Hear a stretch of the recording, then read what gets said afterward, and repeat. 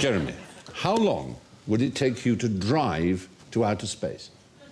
Outer space? Yes, outer space. What is officially outer space? That's 23 minutes.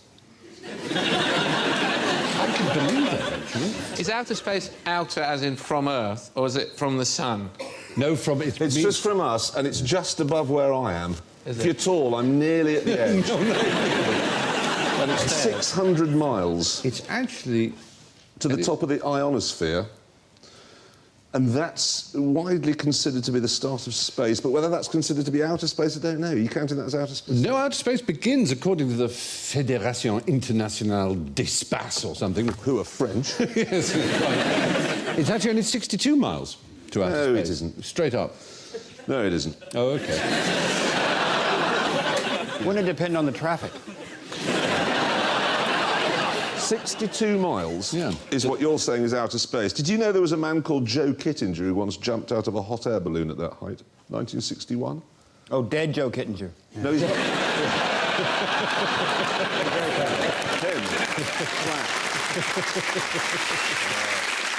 Just flag up one small thing. Go on. There isn't actually any sort of road system. No. Well, I've often wondered, why could you not, if it's only 62 miles to what people call space, why can't you just build a ladder? I mean, it can't be beyond the wit of man to build a ladder that just goes straight, and then you could walk up it, save a lot of bother. Yes. And oxygen pack necessary, but... Yeah. Yes. Well, you've got an oxygen Jet mask, stream. maybe a lift. Oh, lift would be good. Why Once you couldn't get up do there, that? there's nothing really there, is there? Not It's much. a bit like Norfolk, isn't it? You just be careful. There's a rule with asking directions now, which men tend not to do, I think, as much as women, but if the person you ask says, drive on. I've parked on their foot.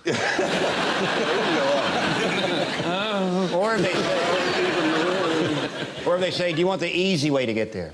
No. I want to be tortured and left for dead on the side of the road. I was in Canada once, and I'm asking directions. I was trying to find this friend's farm, and they stopped this farmer, and he says, you go down the road about 3 miles, and then you'll see a big dead possum in the middle of the road. And go left there. How do you know the dead possum will be there? And he said, well, would you pick up a dead possum? Good. I was getting directions once on the phone, and I was actually writing them down. And I realised after about a minute, I'd stopped listening and started drawing like a great big elephant. Big bollocks on it and everything. And I just realised, and someone said, we were actually driving along, so they said, where is it? I said, well, you go down the left. Ooh. If you ask a lady for directions, she'll ask you a question back. So if you say, do you know where the post office is? She'll say, do you want to buy a stamp? You'll find you're having a nice chat and everyone's friends. Yeah. But you have no idea where the post office is. So there you are. If you could drive straight upwards, then it would take under an hour if you were going at about 60-odd miles an hour. Outer space is defined as anywhere outside a planet's atmosphere. According to the Fédération Aéronautique Internationale, this is 62 miles above the surface of the Earth. What's unusual about the New Guinea singing dog? Did you say apart from the obvious? Well, the obvious being that it's a singing dog, yes. It's the only singing dog never to have been on Esther Ranson. It's a tiny little dog in a huge bath of potpourri. He sings so high that no one can hear. Well, you can actually hear him sing if you want to. I think we've got him singing. Oh? Go on, then.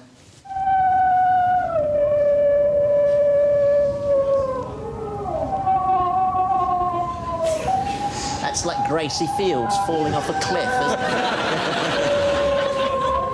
Well, a pretty little dog. It's a mixture, supposedly, between a fox and a dingo. But it has no feet. It actually never moves. It's stuck in the ground. Now that's where you're wrong, young Davies. It's the only dog that climbs trees. Yes, is the right answer. Well done. Absolutely brilliant. Well done. Absolutely spot on. You know, like tigers, the New Guinea singing dog is also extremely rare in the wild and is best known from the 150 examples living in the US. There are more of those in the US than in its natural habitat. Again, dogs, like chickens, have an amazing How many chromosomes have you got as a chicken, do you remember? 78. 78, well done. 78, God, you really are absolutely on fire, young David. Now, Jimmy, how many burglaries are committed in the UK by koalas every day? Every day? Yeah.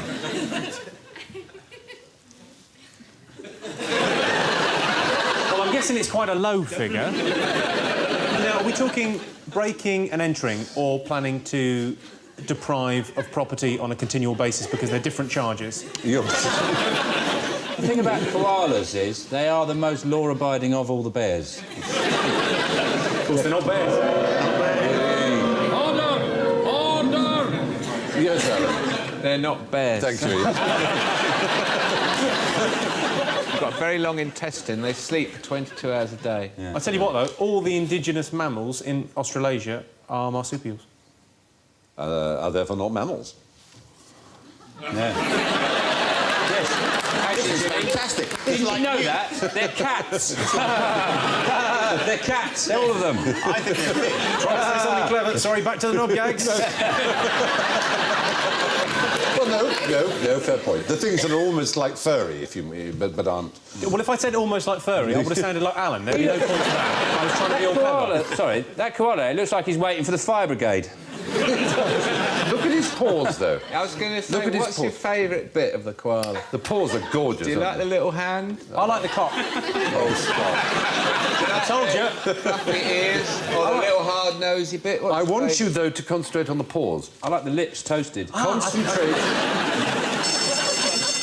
Yes, I've Jimmy. got it. Fingerprints, because koala fingerprints are indistinguishable from human fingerprints. Fingerprints is right, Jimmy. Well, let's have a look. Let's see some human prints, some koala prints, and maybe some chimpanzee prints. Which is which, would you say? Human print is on the left. No, it's not. It's in the middle. So what's that? Human in the middle? Yes. Right, and chimpanzee and... Oh, chimpanzee is on the right, and that one over there, that's a koala. I'm mistaken. Oh, I wonder if you're right. No, it's a human on the left and a koala in the middle and a chimpanzee on the right. And even under a scanning electron microscope, it's incredibly hard to see any difference between a koala print and a human print. And the chimpanzee is very closely That's related. extraordinary, because the koala evolved in isolation in Australasia. It's called convergent evolution, where things that are evolving completely separately come up with similar solutions. Or they were all made by God. Or they were all made by God. So anyway, koalas have fingerprints are almost identical to human beings, and this was discovered by a Polish man called Handbag, who is an anthropologist and paleopathologist, but also a dermatoglyphic expert. And the word dermatoglyphics means the study of fingerprints. Yeah, of course it does. And I'll give you 10 points if you can tell me what's unusual about this word. It shares a particular property with only one other word in the English language. Does it have all the letters of the word dermatoglyphic in it? In the I tell right you, order. the only other word that shares this property is the word uncopyrightable. Is it the vowels in the right order? No, they're the longest words in the English language, 15 Without letters, E in it? with no repetition of a letter. Which all the letters are different. That's Simple fantastic. as that. Each of the panel also has, I believe, a swazzle, a small device used by professors of Punch and Judy. And what do they say with it? Oh, very good.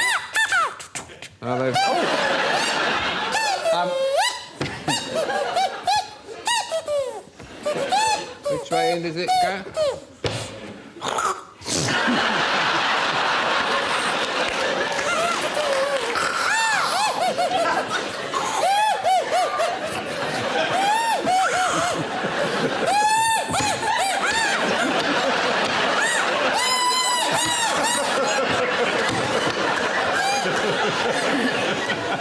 Now, you've also each got a joker, and you will find it has a squirrel on it. So when you think the right answer to any question this evening is squirrel or anything to do with squirrels, you press your buzzer, you play the card, and you shout squirrels. All right? Without swazzles, Stephen? Without swazzles? Without swazzles. No, don't shout squirrel with a swazzle. You'll swallow it. That's impossible. No, that... If you want to do that, it will take time. You don't want this...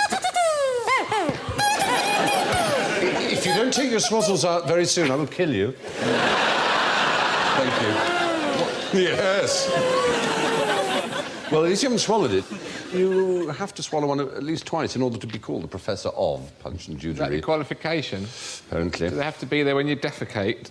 Yes, there it is. Congratulations, Professor. Does it go? Are you...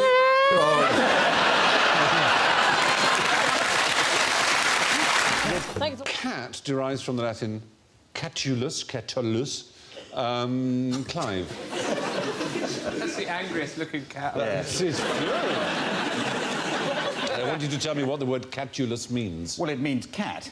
It obviously means something else before that. Okay. We took the cats from catulus and described cats with it. The Romans didn't call their cats catulus, but... Dogs. If we...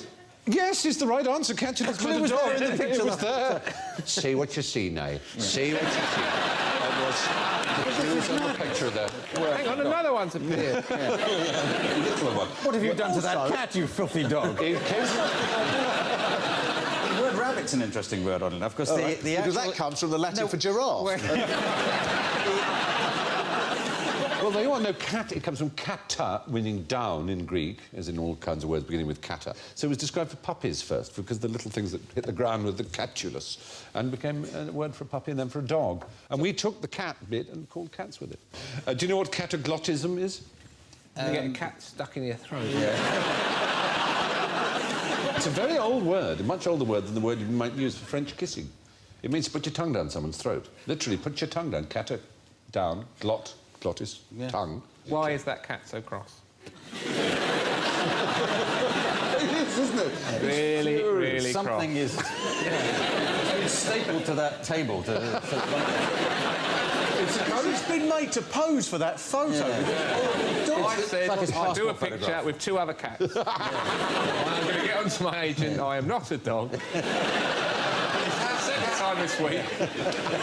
I'll do this one more, and then I'm going. It's a wonderful feeling, because the more you look into its eyes, the crosser it seems to get. Puss is actually from the ancient Egyptian, pasht, meaning cat, or moon, incidentally. Why is pussy another word for front bottom? I don't know, it's not my area of expertise. We've covered before. Now, this is the big one. 200 pointeroonies at stake. For those 200 points, what is that? That's a cuttlefish. Oh, I know what that is. That's a text message from someone who's very pissed. It's a process, it's a happening, it's a, as it were, a chemical episode. Is it some sort of an explosion? That's brilliant. She's right. Is there some sort of food stuff involved in it? This is brilliant. My God. No. You did do this at school? Yeah, I did domestic science at school. And I know an explosion when I see one, and I think, and I'm only going on a hunch here, I think it's an explosion in a custard. Sort of a custard explosion. How did you know that? I have to give her 200... Yeah, there's an old phrase, an explosion in a custard factory. That is what happens when custard explodes. There was an explosion in Norwich, in fact, my old manor, on the 21st of July last year. It's the oxidisation of glucose is what happens, and it can be pretty nasty. What custard facts can I offer you? There was a food survey conducted in the year 2000, and it was discovered that 99% of all British people recognised the brand Bird's custard. Bird invented it, Sir Alfred Bird, an eggless custard powder, because his wife was allergic to eggs. It was a kindness to his wife. He also gave the world baking powder in order to keep our boys in the Crimea in good bread. Remarkable man. Yeah. What do the French call custard? Custard. Yes, but no. They don't really have a word for custard. They don't believe it exists. I mean, that's to say, they just don't get it. Take some over and pour it on them. Well, I mean, what we call custard, they call crème anglaise. Yeah. But they don't recognise... But what we call confectioner's custard, they just call crème, and what they make... You know what? I was in a restaurant today, and it said apple pie with crème anglaise. Yes, that's custard. And I thought... Pathetic. I'll have it anyway. I think it's custard. What would you say if you thought, I want custard on it? I'm afraid, sir, it does not exist. You have placed me into an existential quandary. I'm afraid I'll have to leave the restaurant. You, sir, you are bound for life. Why would you this is a restaurant in London? Why would they do that in London? Ponciness. What's Sheer wrong with pretension. them? They don't want custard on the menu, do they? No, exactly. They think it's in for dig. I bet they make proper real custard instead of nice custard out of a packet. Bird's custard. I must say I prefer real things. And do you know what I love about custard? Viscosity. I love viscosity. Because when you put the spoon through, you have exactly the amount of push with the spoon. You use the same amount of energy as you would if you were pouring water onto your pie. Well, Except in France, where you just do that over an invisible pole. Did you know that if you have muesli, you can have it with water, it tastes the same as it does with milk? Exactly. Except less milky and you. It's a lot better with Lambrusco, I have to say.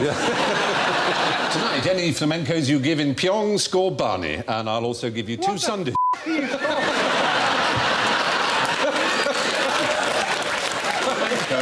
It's Cockney rhyming slang. Any flamencos? Flamenco dances, answers in Pyongyang. slang. Score Barney. Rubble, double. Yes. I'll give you two Sunday roasts, posts. Sunday joints, points. If at any nickel and dime time, you, woman who does buzz. Woman who does? That's all I can think of. Oh, so we're doing middle-class Cockney rhyming slang. Woman who does. The woman who does. Woman who does. Want to lubricant me. Yeah. Lubricant gel, tell. Lubricant You can tell me what I'm on about.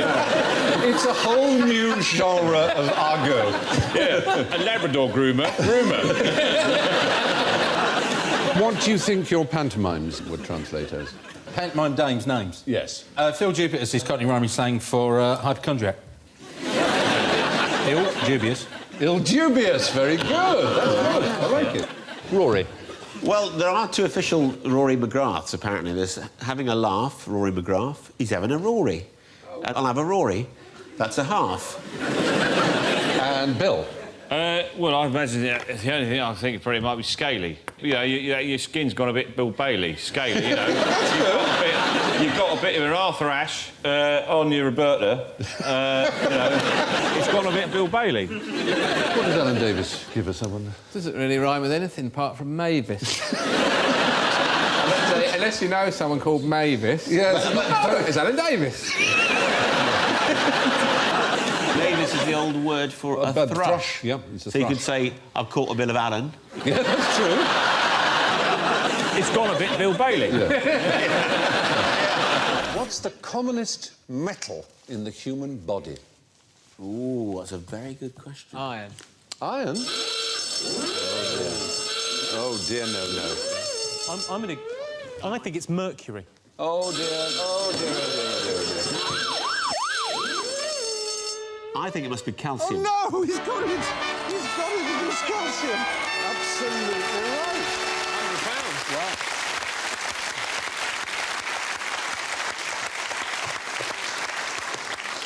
Because the bones are mainly calcium phosphate crystals, aren't they? Yes. Yeah.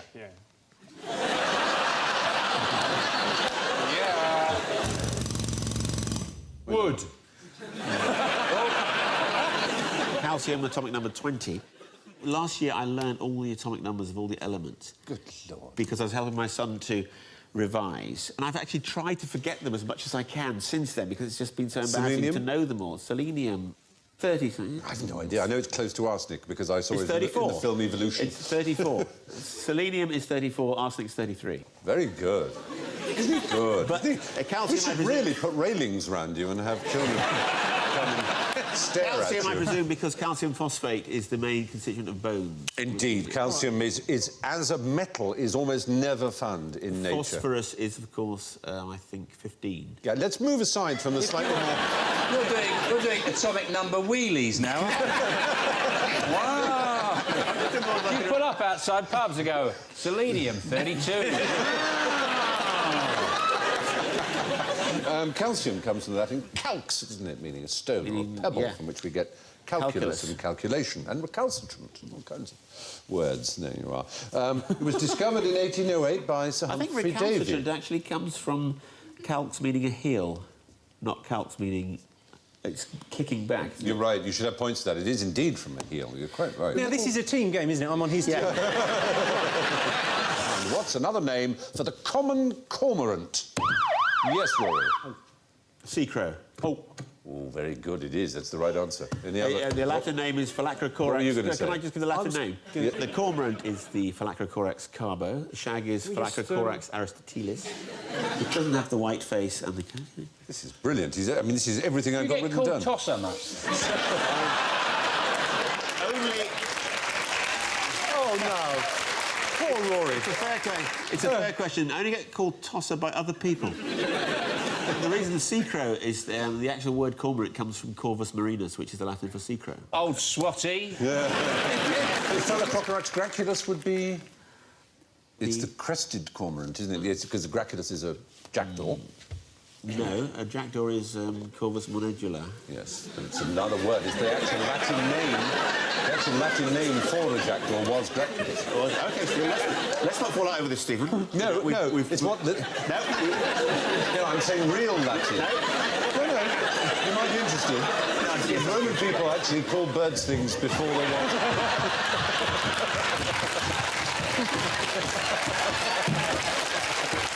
Oh, dear, oh, dear, oh, dear. Something down there.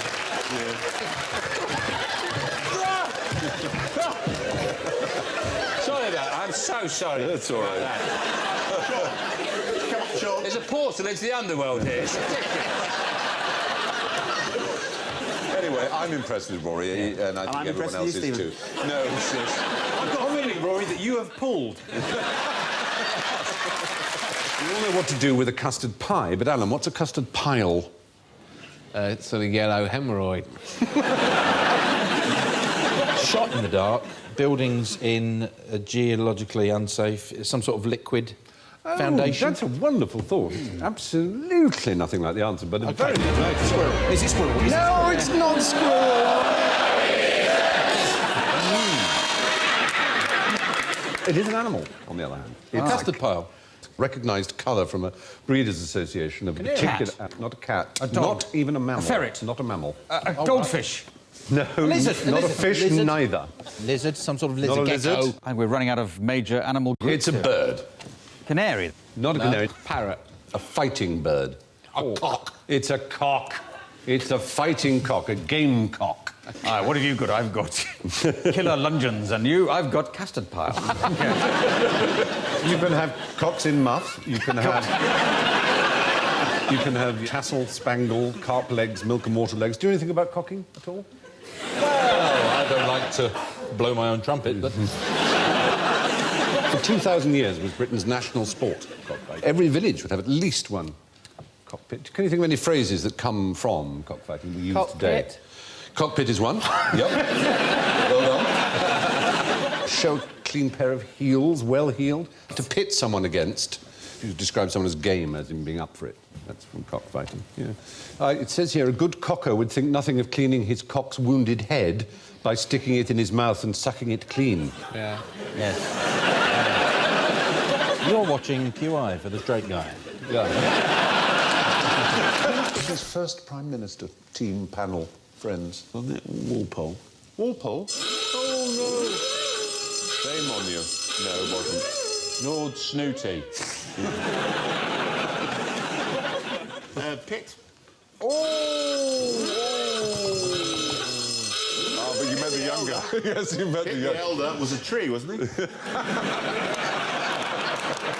Was it some sort of king that proclaimed himself the Prime Minister before he handed over power? No, he was a politician. It was in the last century. Cromwell? It was 100 years ago, almost exactly, that he became Prime Israeli. Minister. 100 years ago. Oh, well, never mind. No. 100 years ago would be 1905, wouldn't it?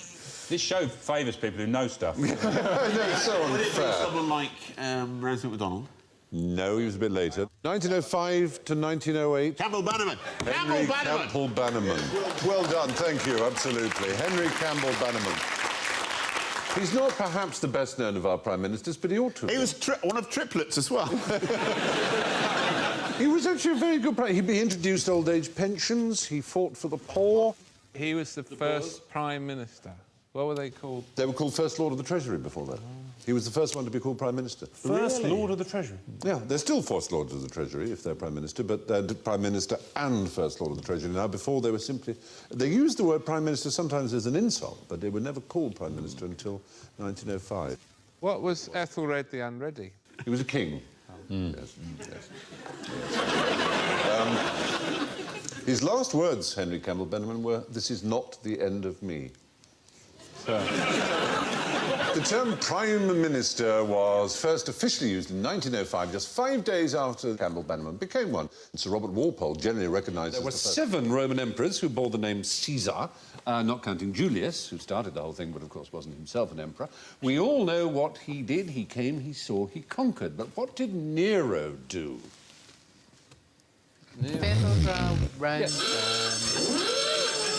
Oh, did you say that? Oh, Joe, he didn't fiddle while Rome burned, no. He had a concrete swimming hat. He was very, very... He did, rather. Very productive, wasn't he, Nero? Nero was... He built most of Rome, not the Rome you see. Well, he rebuilt it after it was burned down, indeed. Did he have an enormous gold statue of himself built? Incredibly vain and stupid. Vain is the word. His dying words were, "What an artist dies in me." And he played... Was there someone in him? And of course...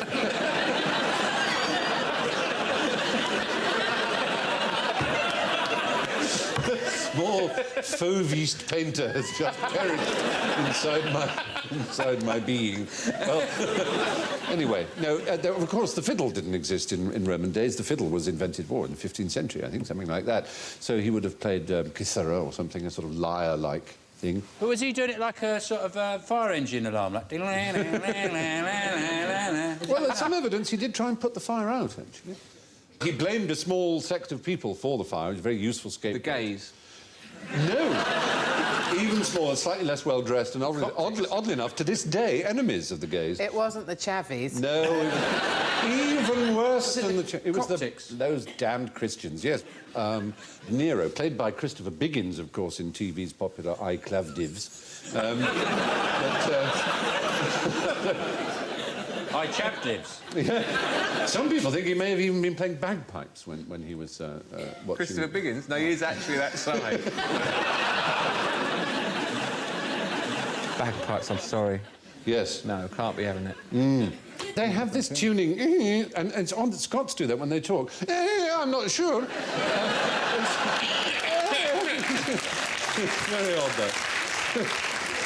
So anyway, there we are. There's old Nero. Whatever it was, he was eventually booed off, of course, and succeeded by a more popular entertainer who was called Galbus, Servius Galbus Caesar Augustus, to be precise. And he got rid of bagpipe performances and he replaced them with tightrope walking elephants. What are the contents of the Queen's handbag? I don't think I've ever seen the Queen get anything out of her handbag. She's certainly never done that thing that women do, you know, where they go, "It's in here somewhere, I know."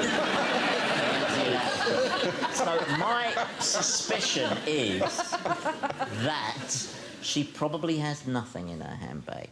I think it's probably a kind of social defence. And it means she doesn't have to hold Prince Philip's hand, look. The Little Book of Calm. And mace spray. Because there's a lot of people around her who get too close. Eat there's it, men in hoodie. big hats. It's like, you know, back off!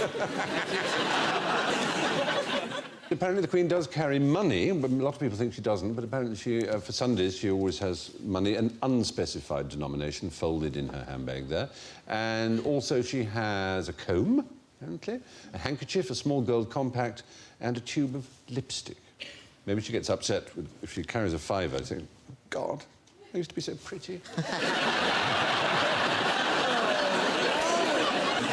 got a deep-fried curly-whirly in there. She's got to have some pleasure. Yeah. Ah, yes. She sits in the loo. What do they look like? Eats Oh, yes, like that. and quietly in the tray. She crams it all in when no one's looking. I'm all right. What's the connection between Nancy Kerrigan and Way Corrigan? Yay. She was the skater who had her legs smashed by Tonya Harding. Absolutely right. And he was another skater who had his legs smashed by another skater. That's not right, but the link is, what was Tonya Harding doing? I mean, essentially in a very violent and appalling way. She was trying to eliminate her rival from the competition. She was cheating. Yeah, Way Corrigan was a shamed porn star. In the 70s. He looks like Edward Fox there, doesn't he? Yeah. He's a jockey, isn't he? No, he was a famous cheat. He had a ticker tape parade in Manhattan where more than 1 million people turned up in the streets. He was inspired by a man called Lindbergh. He was determined to fly across the Atlantic, although Lindbergh had already done it. They told him he wasn't allowed to because his aeroplane wasn't up to snuff. It was a mess. It was an old crate. So what he said happened was he flew from New York to California, but he ended up in Dublin Airport. And he flew across the Atlantic, but claimed that he'd just gone the wrong way by mistake. And to his dying day, he claimed that it was just an error in that, you know, he'd lost one of his compasses. But he was known as Way Corrigan. Did he ever look out of the window? Because, hey... He couldn't see. It was night, it was foggy, he says. It can't have been night for 3,000 miles. He does look like Eddie Fox in The Day and the Jackal. But he said, it's going to cost you a lot of money. Doesn't it? Mm. Eddie Fox, the only man with a bicep in his face. Wallace, I'm going to have to abdicate. I was in a play in Chichester years ago, 20-odd years ago. The first play I was ever in. And he was in another play, but I got to know the DSM, as they're called, the Deputy Stage Manager, very well. And she'd not met him, and he suddenly appeared and put a hand on either shoulder and leant into her ear and said, if we do go to bed together, it'll be strictly on my terms. Hell of a pick-up line, isn't it? Ed was one of these guys who says that he just upstairs into space and suddenly says something. And he was sitting in a dressing room, possibly at Chichester again, actually, and he said, I'm so glad there are no homosexuals in this company. Everything just looks at him. The other lot in the Antony and Cleopatra play are an absolute fleet of Berties. Who was the first president of America? Washington. Another two. No. Surprisingly not. No, he was probably the 15th. See? He was the first president of an independent United States of America, but there had been many presidents of the United States in Congress assembled, presidents of the Continental Congress of America. Mm-hmm. And the first one was called Randolph, Peyton Randolph. The second one was called John Hancock. Oh, Hancock, And what does John Hancock mean? Fingers on buzzers quickly, if you're an American. Oh, you got that, David. It means signature. Yes. I was just very alarmed when I first went to America and was told to put... I just only did John Hancock on the... what? Where? Just put your John Hancock down. Whoa.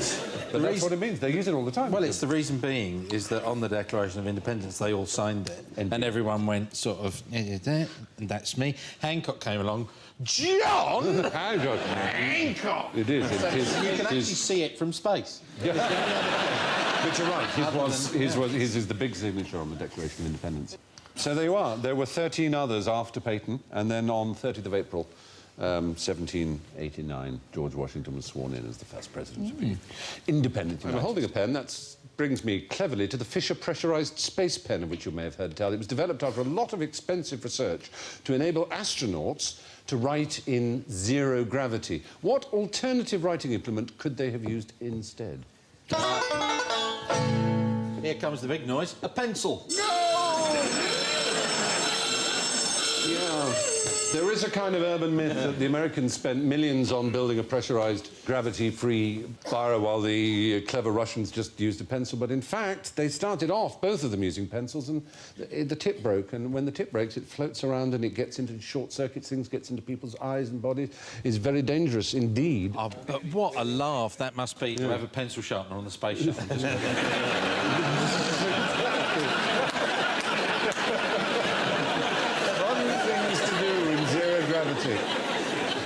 So it's sadly not true, that story. An ordinary biro would have worked. It didn't need a special pressurised one. You need to write upside down. It needs to be pressurised. When there's gravity, but when there's no gravity, an ordinary one will work. Now, the year is 1792. It was a notable year for a number of reasons. It was the year the guillotine was first used. Which was last used in 1960. Point for that. No, because it's not true. You're wrong. It is true. No, it isn't. We'll come to that, I'm afraid. 1977. The last French... Sorry. No, it was a one-legged French criminal who was guillotined in 1977. 1792 was the year the guillotine was first used and the year of birth of the inventor of the computer and the death of the man after whom the sandwich is named. What was invented... Lord Sandwich. Yes. Guess. Well, it wasn't going to be Nora Butty, was it?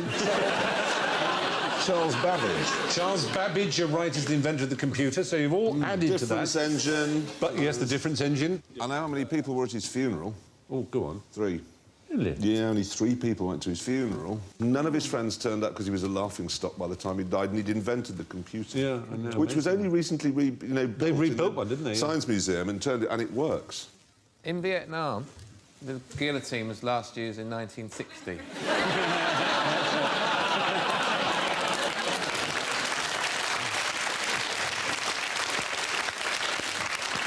However, in France, in 1977... But En France. En France, exactly, en France. Has anyone survived it? Well, was it, remember Jim Dale in the film... Surviving, you can go. That's smart. That's smart. Stablon, anything. Guillotine be gone. Your head is flopping over. Do you remember Jim Dale in the Carry On film, Don't Lose Your Head? And he's just being guillotined. It's in the French Revolution, they say. There's a note for you from Robespierre. It says, leave it in the basket, I'll read it later on. Well, there's a horrible truth to that, because, of course, it was maintained by contemporary witnesses that a lot of the heads were quite sentient for some time after decapitation. Now, coal, as everyone knows, is made from ancient forests. Have any of you used coal to brush your Bexleys? Never. Hello. Are you doing Bexley Heath? Yes, that was teeth, yes. I know it's Hampsteads usually, but... Stephen, oh, Stephen, my love, Stephen, the toothpaste is so twinkly and sparkling white. How can it have coal in it? It doesn't. It's the brush. What are the bristles made of? Coal. Well, they are. They're made of something which is a mixture of coal and air and water. Oh, it's all easy when I've set the siren off, isn't it? Are we talking about some complicated hydrocarbon which is a derivative of a petroleum... Not petroleum, no. Well, no, coal. It's fossil fuel, which is coal, as we know. Toothbrushes used to be alive millions of years ago. But the point is, we're looking for a substance that man has developed, which he uses to... Nylon. Is the right answer. Well done. Do I get points for saying it was developed in New York and London at the same time? No, you get points taken away from you, because that's not why it's... Oh, you did fall into that one, Rory. Thank you for that. No, it's a myth. It was originally called No Run by its inventor. He was called Carruthers. DuPont, the company for whom he was developing it, wants to call it Nylon. Though they didn't trademark the name, you can use the word nylon, unlike another of their famous products. One that is used quite often to describe human characteristics. Teflon, exactly, non-stick. Nice. Teflon is a DuPont invention. You'd have thought that you could just get a new head for your brush. You could have a handle made for you, perhaps just perfectly moulded for your own grip. Yeah, so you use ivory or... Oh, no, hang on. But, yes. Rhino horn. Yes, or panda fur, or... panda bone. The beak of an osprey. Yes. Stephen Fry's all endangered species bathroom cabinet. Oh, I use his coelacanths to do my back. No, poor old Carruthers. He gave us neoprene as well. He was a Harvard professor at the age of 28. Wetsuits. Wetsuits made of neoprene, exactly. And he invented that here in a very young man, and then unfortunately committed suicide by taking saliva when his wife was pregnant. He must have been very miserable. What? Did I say saliva? I think you did. a Freudian blowjob. I slipped on it. The poor man Carruthers took cyanide and killed himself. And obviously that's very funny. Why did he take cyanide? Had he run out of saliva? I don't... Where's the bottle of spit I've been saving? Oh dear, I made a bit of an ass of myself. Who is this? Eros. Yeah. Well, thank you for falling into our little heffalump trap there. It's actually the angel of Christian charity. Eros. Eros was the Greek god of love. This is the angel of Christian charity. Why is it called Eros, then? Because people mistakenly thought it was Eros because it had a bow and arrow. Eros is Greek for Cupid, and they thought it was like Cupid's dart. Originally, the arrow pointed up a particular avenue, and the idea was the... Shaft. It was bearing its shaft up Shaftesbury Avenue, which was named after Lord Shaftesbury, Ashley Cooper, the great... I know who he was. Tell me who he was the bloke that passed all those acts in the 19th century to stop children having to work 95 hours a week. Exactly right. It was a first, that particular statue. Do you know why? First one on one leg. No, not that. The material we're after. Oh. Bronze, copper, metal, steel, wood. It's metal, certainly. Not wood. It wouldn't be the first wooden or metal statue, would it? Aluminium. Aluminium, there you are. Take 5 points, young David Mitchell. Very I good know indeed. something about statues of military personnel. Yes? On horseback. If they're up on their hind legs, like that, it means they died in battle. And if they got one leg up, it means they died on service, but not in a battle. And if they got all 4 down, it means they just died after, years later. Is that really true? If that's true... It's really true. I shall have the little elves, the QI elves. Oh, they're flashing me now. This is an urban myth and not true, it says. They're very quick. It feels like everything that I know is wrong. Oh, I'm so sorry. Is that Socrates? Did he say that, or am I the first? That's what comes when you acquire your knowledge by overhearing blokes in pubs. Yeah. It is a general rule that if any fact given you starts with the word apparently, what kind of creature was actually the first to be sent into space? A monkey. Oh, dear. A squirrel monkey. And what did you say? He said dog, I sir. think he did say dog, didn't you, John? Yeah, John said dog. I bet it was something that they didn't know had gone into No, they space. sent it deliberately. Fly. Fly is correct. Do you know what kind of fly? What sort of flies there was? Brian. Fruit fly. You divide points between yourselves. Very good indeed. Why did they do that? Well, they're very light, so there was no payload. They sent them up in July 1946 on an American V2, along with some corn seeds.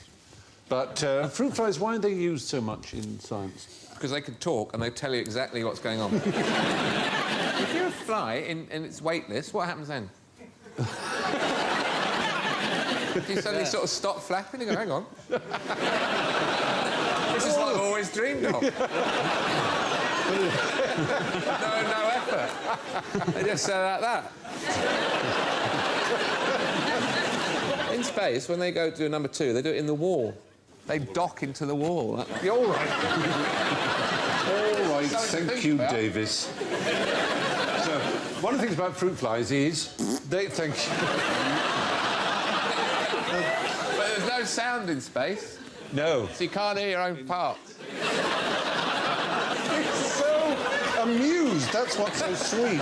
He is absolutely adoring it. No, 61% of all known human disease genes have a recognisable match in fruit flies. Fruit flies also go to sleep at night, rather sweetly. If they get a cold, then they get the common cold. But they well be one of them. And the other thing is, every 2 weeks you've got a new generation, so any experimentation you do, you can observe very fast what happens. Yeah. Scientists who work with fruit flies give them jokey names, and I want you to tell me why they're called what they're called. There's a breed, a gene strain, called the Canambari fruit fly. Why is it called that? They've got no penises. Yes, they have no external genitalia, quite right. There's one called the Maggie. Why would that be called the Maggie? Handbag. Bit fascist. Hates the unions, bit right-wing. No, because it suffers from arrested development, like Maggie in... The Simpsons. Yes, someone in the audience got that before you. They must award themselves a point. So there's the Maggie one. There's the Cheap Date, which is sensitive to ethanol intoxication. China. The city of Jinan, spelt Qinan, but pronounced Jinan in China, is about the same size as Corby, you can see it behind us, and is also, by coincidence, the site of one of the country's largest steelworks. But what quite interesting material do they make their houses from? Yeah. I don't know, is it dinosaur eggs?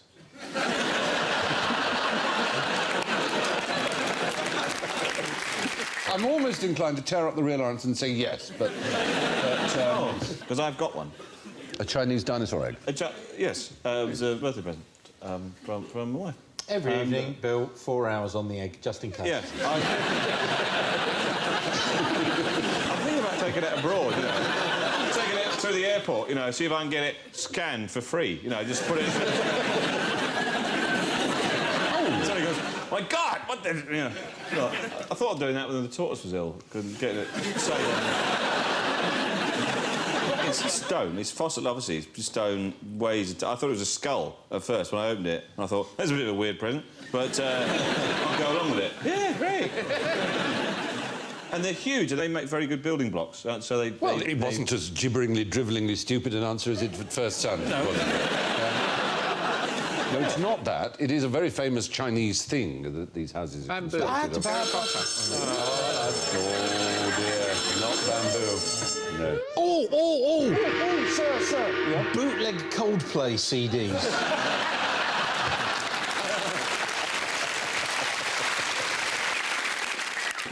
Bits of the Great Wall. Yes is the right answer. Help yourself to 10 points. Absolutely right.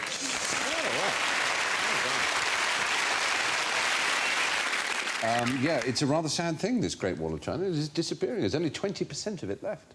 Where has it gone? Well, people just cart bits off to build pigsties and walled barns, and farmers just take bits because it's handy material. The Gobi Desert is encroaching upon the Great Wall. Is it? Yeah, unfortunately. How rude. Yeah, I know. How does the desert encroach? Sort of like, you sort of look away and then... Clay's grandmother's footsteps. I'm sure it was. It's the same way you get the armrest on a train.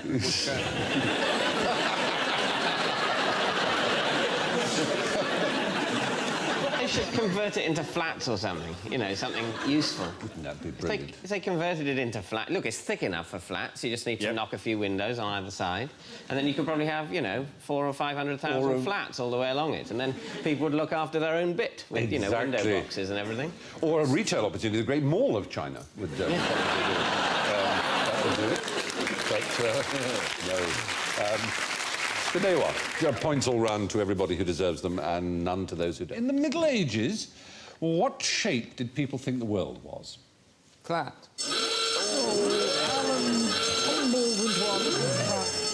I know we all think they did, but there's absolutely no evidence whatsoever. They all thought it was round. They all wrote about it as round. The Greeks knew that it was round. Round and flat? No, they thought it was a sphere.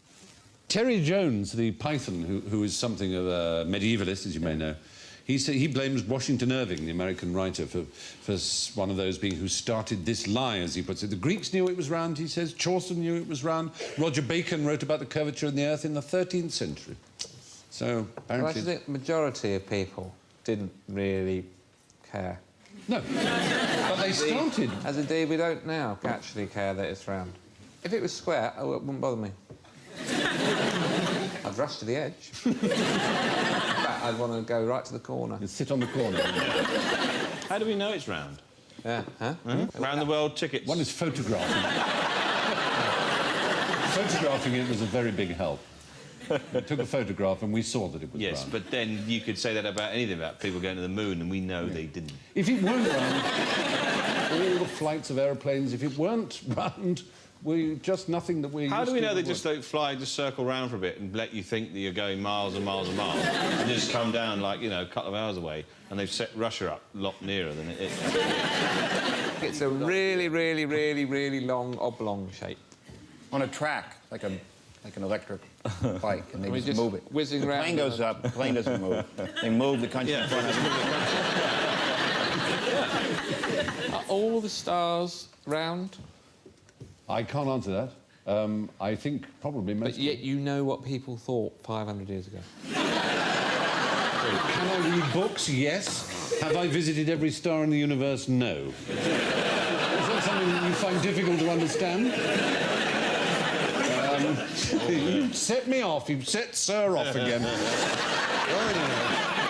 Don't you think that this series has reached the point, with a dedicated following who trust us, that this would be the point where you could say just one thing in a show?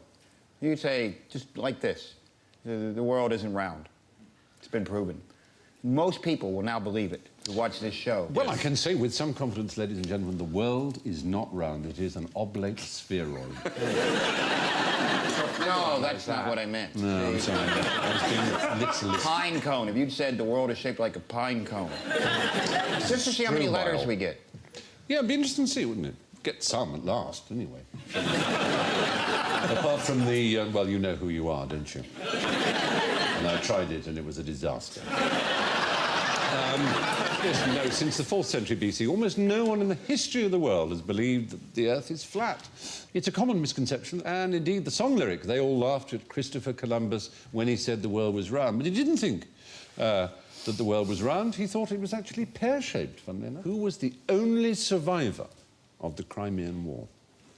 When did it officially end, then? That's what you have to find out. Sebastopol and Balaclava and the charge of the Light Brigade, it's that war, yes. And we got their cannons and made the VC out of them. It was around the time the cannon was being invented. It was around the 1850s, 1854. But in those days, when Britain went to war, because of a very peculiar law, there was one part of Britain that was exempt from being called either England or Scotland. Berwick. Berwick-upon-Tweed. Yes. Yeah, absolutely right. Berwick-upon-Tweed was given a special status as being of the United Kingdom, but not in it. So when British went to war with Russia, it was Victoria, Queen of Britain, Ireland, Berwick-upon-Tweed, and the British dominions beyond the sea was in the phraseology of the declaration of war. But in 1856, they didn't mention Berwick-upon-Tweed in the peace treaty, so it was still technically at war until 1966, when the mayor of Berwick-upon-Tweed actually signed a treaty with Russia, saying, now at last, you can tell the Russian people that they may sleep easily in their beds. I thought Berwick still was separate, isn't it? They're in England, but they play in the Scottish League. Is that right? Excellent. So there we have it. There's a war that went from 1854 to 1966.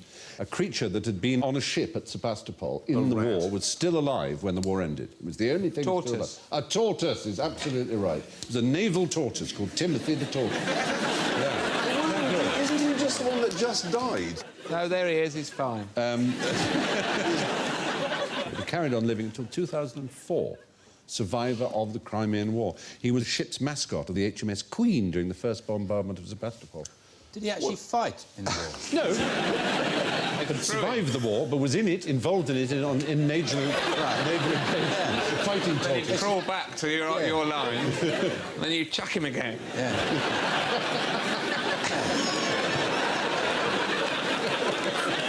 The glorious fighting tortoises in the British Army. They didn't use him to send messages. That's why it took so long. The enemy is coming. Has he delivered the peace treaty yet? He's on his way. Is the largest lake in Canada? Width or depth? Not depth. Not Can depth. I attempt an answer at this? Yeah. Who cares? Oh dear. Oh dear. We were predicting that one. Yeah. Who cares? There are so many lakes in Canada, more than 1 million in Manitoba alone. Yes. And you can buy a lake and have it named after you. It's because the water doesn't drain away. There's no water table. You can, but one's really, really big. It's bigger than Albania. It's bigger Is it one than of the Belgium. Great Lakes technically Canadian? Are they all? No, you've avoided our little trap there, actually, which Joe didn't by saying who cares. If you'd said one of the Great Lakes, it would have been a big noise because this lake has to be entirely in Canada. What's the difference between largest and biggest?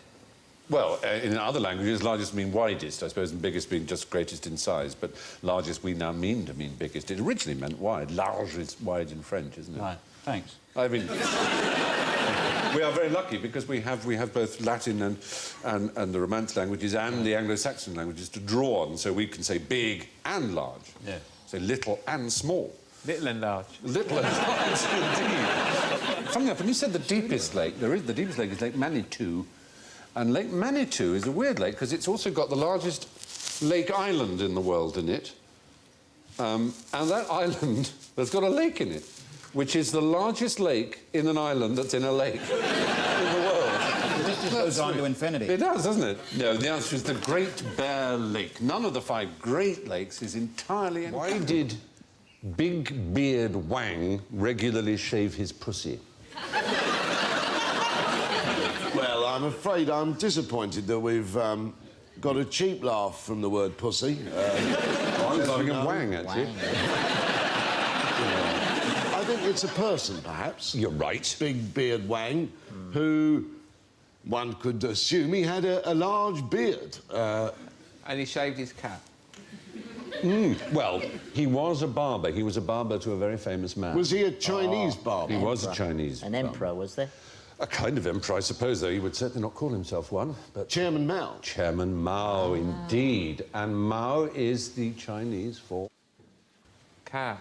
Cat! Exactly. Meow. Meow, you would think, but no, it really is. Mao is cat. Is that cat on the end of Chairman Mao's... That's why he's smiling. I don't remember that as one of those communist posters. It means cat, Mao, and it also means hat, oddly enough. So, Mao Li Di Mao means the cat in the hat. When the Titanic sank, what was the first thing that happened to the crew? Terrible luck for them, but they actually had their 6-month review. And...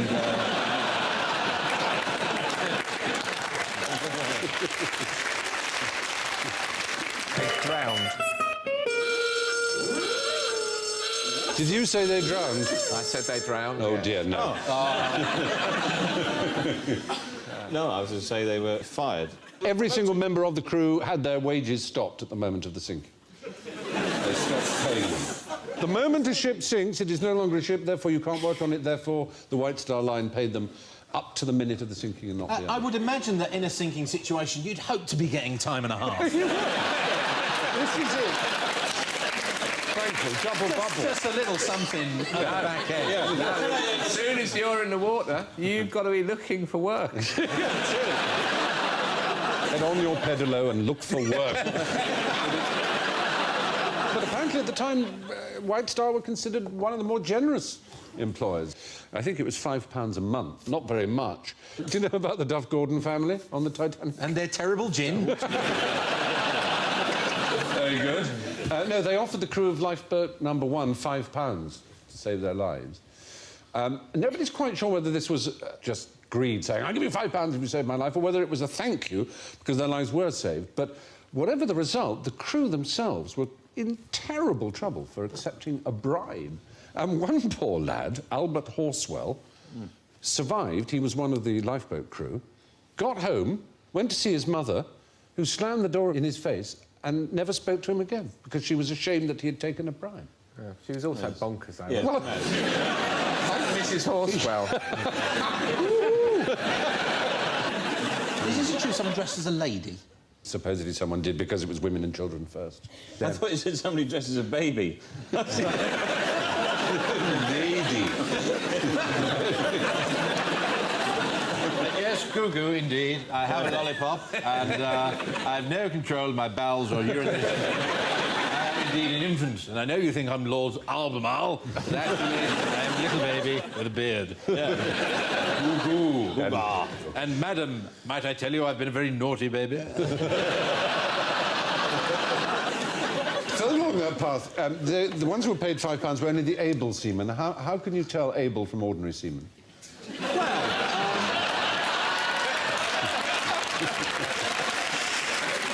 When you applied for a job as seaman on mercenary. You either registered as an able seaman or an ordinary seaman, and they accepted your word. But you kept a log of your work, which was the real proof of it, and it was called a certificate of continuous discharge. Tell me all about the 12 Frenchmen and the 12 mosquitoes.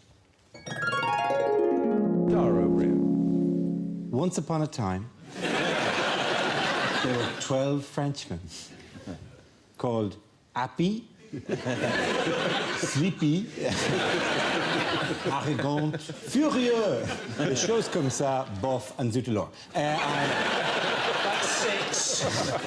Fenêtre, boulangerie, Le table. Le table, of course, and jambon et fromage, the twins. And they used to travel around with mosquitoes, solving adventures. And what were the mosquitoes called? Fuzzy, stingy. It was a very, very low-rent 1950s French detective season that involved, at some point, the extraction of a tiny amount of blood from one of the suspects. Do you know what else a mosquito can be other than a... It was a World War II plane made out of wood. Made out of wood, exactly, made out of balsa wood and plywood. What was their great raid? Tuck shop. I don't know, was it made into a film? It was. There were 12 members of the Resistance, the Maquis, and they were due to be shot by the Gestapo. And the Allies would send in these 12 mosquitoes to bomb the chateau in Amiens, so all the prisoners would escape. I can't believe that they just blow the bloody doors off. Basically, that was the whole place with 12 bombers. You're right. What happened was they had to go down an avenue of poplars, which was so narrow they had to Down fly. the avenue of poplars? Yeah, but exactly like that. That's what you'll have to do. There were 700 prisoners in the prison. 102 were killed by the raid to start with. 74 were wounded.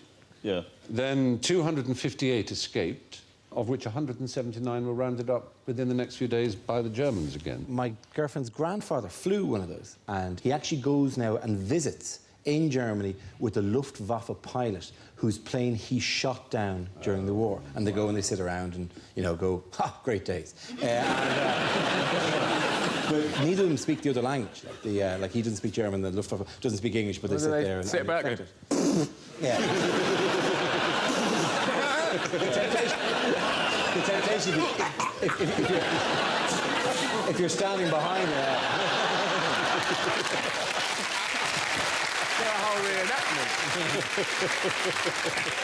And for over 50 years, that German man has been peeing in your granddad's tea.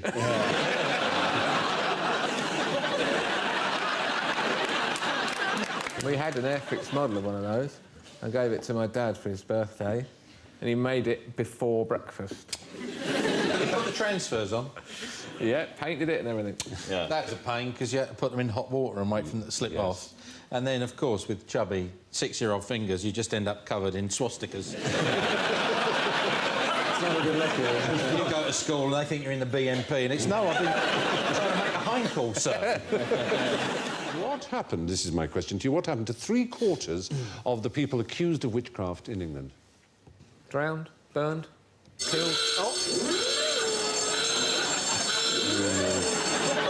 We were much gentler than you might think. They were acquitted. Really? Yeah. Is that saying the wrong message to witches, essentially? We were apparently rather resistant to the idea of destroying witches in England, and unlike views espoused in so-called books, and I use the word book very loosely, like the Da Vinci Code. It is complete loose stool water. It is arse gravy of the worst kind. Anyway, He's a blues singer. Please welcome Loose Stool Water.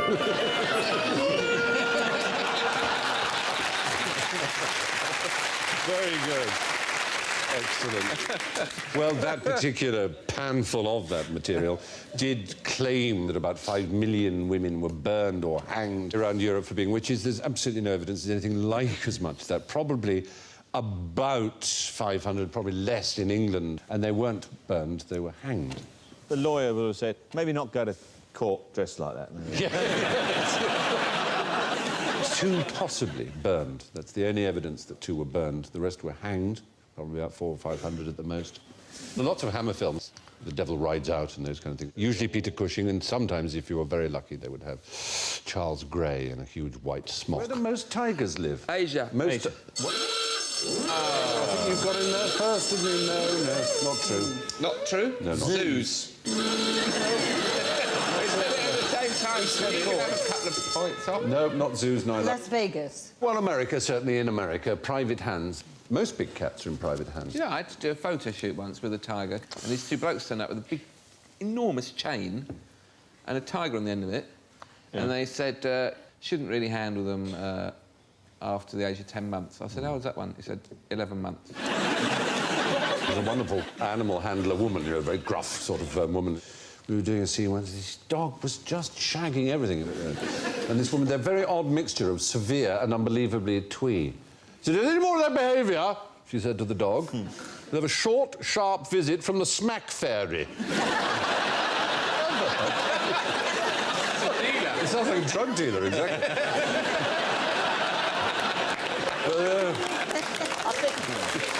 Extraordinary. Smack fairy. Smack fairy. The answer to our tiger question is the United States, especially Texas. According to the National Geographic, there are more tigers kept as pets in the USA than there are remaining in their wild habitats in Asia. As many as 500 lions, tigers and other big cats in the Houston area alone. Who invented the theory of relativity? Oh, this is one of your...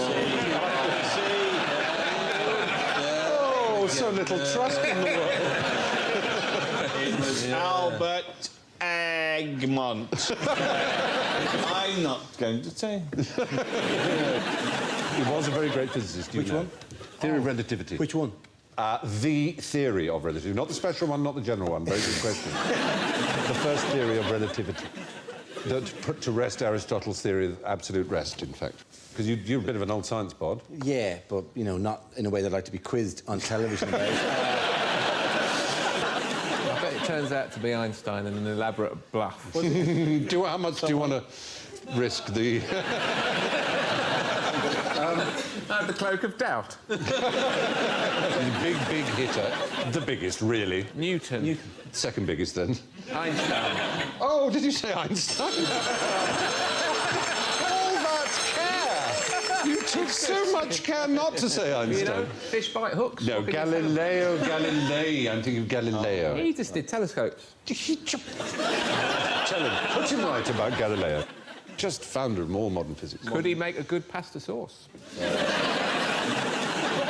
Anyway, there we are. Einstein was responsible for the special and the general theories of relativity in 1905 and 1915 or 16. 15, I think you're right, yes, respectively. But the original idea of relativity